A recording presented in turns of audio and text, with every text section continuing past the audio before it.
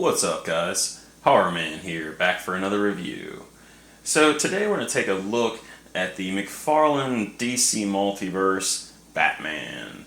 Now this is based on the Dark Knight Rises, so you're going to get your first Christian Bale Batman from McFarlane Toys here. You can see it's basically the same packaging as we're used to, kind of boring in my opinion, and very big. But you do mostly just get the clear window, kind of just showcasing some of the different accessories he comes with. You could definitely see some of the Build-A-Figure parts here, and then you have the Collect and Connect Bane picture at the bottom right. On the top it does kind of say 22 points articulation, you get the McFarlane logos. On the side you get a QR code, get some more DC Multiverse stuff. On the side you see the Dark Knight Trilogy. And then on the back kind of just shows you how to do the collect and connect for Bane, how the parts kind of go together, some of the other figures available in the line. I do wish it had a better picture on the back here. I mean, it's a Dark Knight Rises figure, but all we see is Bane, so that's kind of weird. So not too much with the packaging. I'm really interested to see how good this figure is. I do think it looks pretty good in the box. So let's go ahead and get this out of the package and have a closer look. Here's a look at the insert that's inside of the packaging. You do get a really cool trading card of Batman, and that image is from the Dark Knight Rises. You can kind of see the buildings or just a lot of like things blowing up in the background. And then you do get the classic DC stand that McFarlane includes with all of their different figures. Here's a quick look at that trading card, a little bit more zoomed in. And the trading card back actually does have a data file, like a bio of Bruce Wayne, and it has a cool little picture of Batman. Alright, so here is the Christian Bale Batman outside of the packaging. And like I said, I'm pretty sure this is based off of Dark Knight Rises. Just to show you real quick, I do have the Bane legs here, just to kind of give you an idea how big he is. It does look like they kind of made Bane a lot bigger than what he is in the movie. He's definitely shorter than Christian Bale. But you do get the legs here, and you do have some pretty good double hinged knees here. And then you do get some kind of rotation on there. So the articulation on Bane looks pretty good. I'm not sure if I'm going to collect and connect Bane. I didn't really like the way the Scarecrow looked. I might get Two-Face, but I'm not really sure if I'm really interested in getting the rest of but yeah, there's your collect and connect Bane pieces. So let's go ahead and start by taking a close-up of the head sculpt, and then we'll look at the rest of the details in the body, look at the articulation. It does come with a few accessories, so I'll check those out. Definitely do some comparisons. I have a bunch of Christian Bale Batman figures, and then we'll give you my final thoughts at the end. And then I'll have a little bit of a slideshow of pictures. Alright, so let's go ahead and take a close-up of the head sculpt. Alright, so taking a look at the head sculpt here, I think McFarlane's done a really good job with this one. I think he struggled a bit with some of the actors' likenesses, but then there's other ones that actually look really good. And I think this one's definitely in that good category. I wouldn't say it's perfect or anything, but it's definitely way better than I've seen other companies do. The eyeballs are a little weird. I think that's one thing that other companies have struggled with as well. But McFarlane likes to do this weird side eye, or looking up, or they're just not looking straight at the camera, obviously. So I don't really like that. I think they could have done a better job with the eyeballs. But yeah, I do really like the head sculpt here. And I think the ears themselves look really good too. Sometimes he gets these rounded kind of ears at the top. And I think he's done well with the more sharper ears for the Bale Batman, so that looks pretty good. And the mask itself looks really good too. This is definitely a bit more of a complicated mask compared to some of the other Batmans over the years. Definitely a lot more details, I guess. But yeah, man, overall I'm pretty happy with the likeness. Taking a look at the torso here. Again, really good sculpting. Got the logo nicely on there. It's all sculpted. Definitely a lot of sculpting here. You just see the differences in the armor padding, the shoulder pads. just a lot of different like plated armor on this particular suit. The belt looks really good. It's the appropriate color from what I could tell. It's got that gold. So yeah, again, I think they really hit the sculpting out of the park with this one. The gauntlets look really nice too. These are the blades that are basically the ones that shoot off and hit Joker at the very end of the movie. So you can see there is actually 2 rows of those blades on there. So yeah, really like the gauntlets. And another nice detail is in those little black parts of the non-armor. You can see some really good texturing. And then here's the nice close-up of the belt. Again, really nice detail all around on that. You see some really cool little compartments on the front, on the sides. And then if I lift the cape, you can see also some cool details in the back. So really nice details in that utility belt. Alright, and finally down to the legs, you get some really nice details again in here. Same type of really cool sculpting. I really like the different layers of this armor. You could really see it in the thighs here. Looks really good. You got the bat butt, but even the back has some really nice details. I like the boots. Definitely some nice details in the boots. I like that they didn't do too much like cutting in those. Kind of keeps it looking more realistic without too many articulation cuts. So really good sculpting. Mine does have a little bit of a QC issue here. It looks like a little bit of a bubble in the paint or in the plastic, so that kind of sucks. Alright, so taking a look at the articulation here, it is pretty good for a McFarlane figure, honestly. So first and foremost, this is about as much as I can get his legs to go together, and it's about as far as I can get his arms down. They really don't want to go together too much closer than that. When you try to bend them in, you just can't stand real good, so they got to come out just a little bit farther.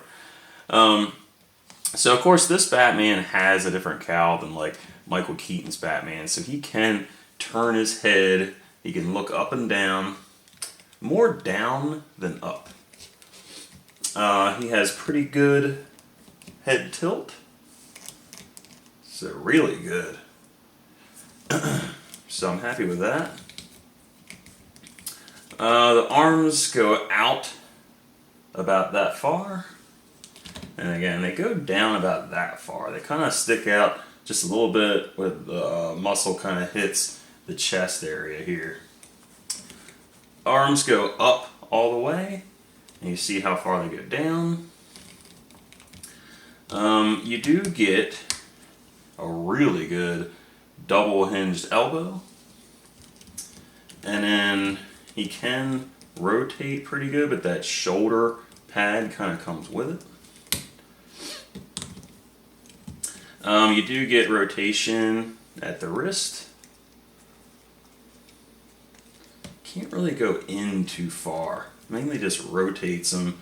He could look down about that far with the torso back a little bit. You can go like side to side, which is nice. Should help you with some walking poses. You could do a split about that good. Back about that far because the cape kind of stops him. Get about that far of a kick. Just like Bane, he has a really good double hinged knee.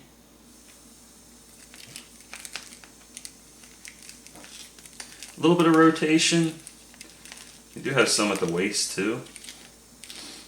And no rotation at the boot, but he's got really good ankle articulation. Up and down anyway. He does have some side to side, like a rocker. Not enough though.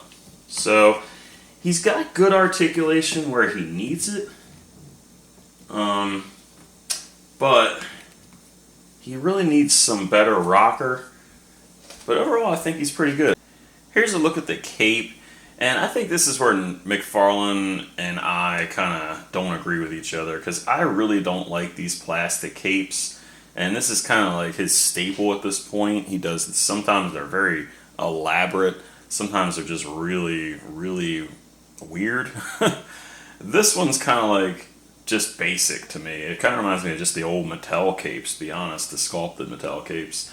But you can see where it's kind of tight to the body here, and then it flares out at the bottom. I just don't like it. I know that some people like this type style. I just really don't like it. I mean, it doesn't work good with articulation.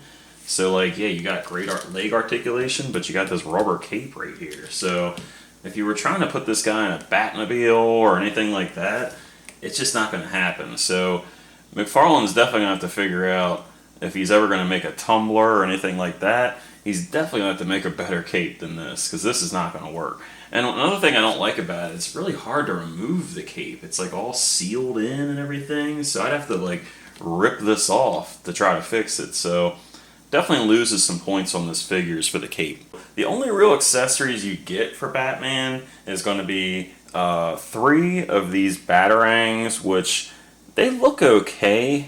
It is kind of a softer plastic, so it's not like gummy, it's just softer. The sculpt is good. It's just they're too damn big. Like, they're way too big. Like, what in the world? It's bigger than his chest logo. Like, it's not Robert Pattinson here. So these should be half the size. I don't know why they're so big. And then you do get the grapnel gun, which looks good. I think it's going to be to scale with the figure. It does look a little oversized. My problem is that it's just looks cheap. It's unpainted, really. It's missing black paint and details pretty much everywhere. Just to show you the NECA version, you can see it's much smaller than this one, so this one might be too big. But you can see the different paint on the NECA one. So a little disappointed with the accessories here. Definitely could have used some interchangeable hands. I would love to have 2 like relaxed hands, or at least 2 fisted hands. I mean, he has basically 1 fist hand, 1 gripping hand, which makes no sense really. And then I would have loved to have an unmasked head, because the actual Christian Bale likeness in here looks pretty good, and he's done a lot of unmasked Batman figures, so I'm not sure why he didn't do it for this one, because this is probably the best likeness he's done on a Batman. But yeah, so the accessories definitely leave a little bit to be desired. Here he is holding the Batarang. Can't really get much of a good pose with this thing. Again, it's way too big. Like, if he threw this thing, it would probably break a wall. Here he is holding the grapnel gun, and after seeing it in his hand, it definitely does look too big, but he could definitely pose better with it, and he holds onto it just fine. And just for comparison, here he is holding the NECA Toys grapnel gun, which I think looks a lot better and a lot more practical. The McFarlane one just looks almost cartoony, it's so big. Now, the NECA Batman Begins also came with Batarangs. I couldn't find them for this review, so sorry about that, but they will definitely fit better than this Batarang will. I mean, again, it's huge. Alright, so for the first comparison, here he is with the closest thing I have to a Dark Knight in that 7-inch scale. And this is the Batman Begins by NECA Toys. And this is an older figure at this point. But you can see they definitely scale pretty close. The McFarlane is taller. You can see the shoulder line comes up to about there. So he is a little bit taller than the NECA Batman Begins. The one thing I'll definitely say about this NECA one, way better accessories, way better cape. The eyes are bad on both of them. They're probably better on the McFarlane one. The NECA ones weren't that great. But I think I still like the sculpt on the NECA one a little bit better. I like the difference in the shiny and the matte black. And the McFarlane one just looks a little gray. So they definitely need to go way darker in the paint on the McFarlane one. But overall, I think they look really cool next to each other. And if you were looking for a Batman to put in your collection with your NECA Batman Begins, this one will definitely work good. Here he is with the NECA Toys Dark Knight Joker. And this Batman's definitely much taller, but it's not horrible. I kind of like Batman being imposing, so if you just want a bit of a taller Batman to go with your Joker, looks pretty cool. And then Custom Freak the customizer I've had do a few different pieces for me, did repaint this, so it looks really cool. Here he is with a couple other NECA Toys Batman figures. So you have the 1989 Michael Keaton Batman, and then you have the classic Dark Horse Comics Batman.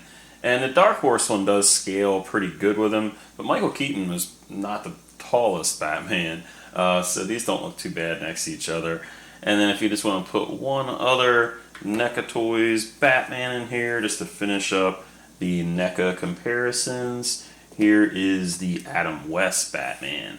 And you can see he's definitely shorter than the McFarlane version. And this isn't a NECA figure, but it's a custom Mattel that's kind of in scale with the NECA stuff, so it's not too far off in scale for the McFarlane. But this is that Does Machines 84, 89 Joker custom that I showed in my Mezco review, or my 89 Batman. But I forgot to show him with that skin tone face, so here he is with that skin tone face sculpt. And again, the hat does come off, which looks really cool. He's got a little bit of articulation, but yeah, I think he looks pretty cool standing alongside this Dark Knight Batman. Here he is with the Play Arts Kai Batman from Dark Knight Rises, and you can see this guy is clearly way bigger than the McFarlane figure. Here he is with the Hot Toys DX12 Batman, which again, much taller. And actually, this isn't the biggest Dark Knight Rises I have. I have the one that was like for kids, that was like 3 foot tall. But it is cool seeing these guys next to each other. Here he is with some of his Mattel friends and foes. So you have Blake, which is basically Robin. You have Alfred, one of the clown thugs. And then you have Two-Face, Harvey Dent. But yeah, they're really cool figures. I still really like these sculpts, but they're definitely way too short for this Batman. Here he is with a couple Mafex figures. So you have the Mafex Bane from Dark Knight Rises, and then the Joker from the Dark Knight, and you can clearly see that these are way too small to put next to Batman. And then also, just something that's very similar in scale, here's the Figure Arts Batman, and you can see again, he's just way too short. Here he is with the Mortal Kombat 11 Spawn figure, and I think these look really good next to each other. And in all honesty, this really reminds me of the Spawn movie, and I think it's because this suit is very organic looking. It's not just that smooth kind of cartoon or comic style, but I think they look really cool next to each other. Here he is with a DC Collectibles Professor Pig, and then the McFarlane Robert Pattinson The Batman. And all these look really cool next to each other, so if you want kind of like an interesting villain to pair with either of these Batman, really, this is a really good one. It's definitely very realistic looking. But yeah, I do think the height for both of these looks really good. Here he is with the Mezco Toys 1989 Batman and the Batfleck, the Ben Affleck from Batman vs. Superman. And again, this Batman's just a little too tall with these guys.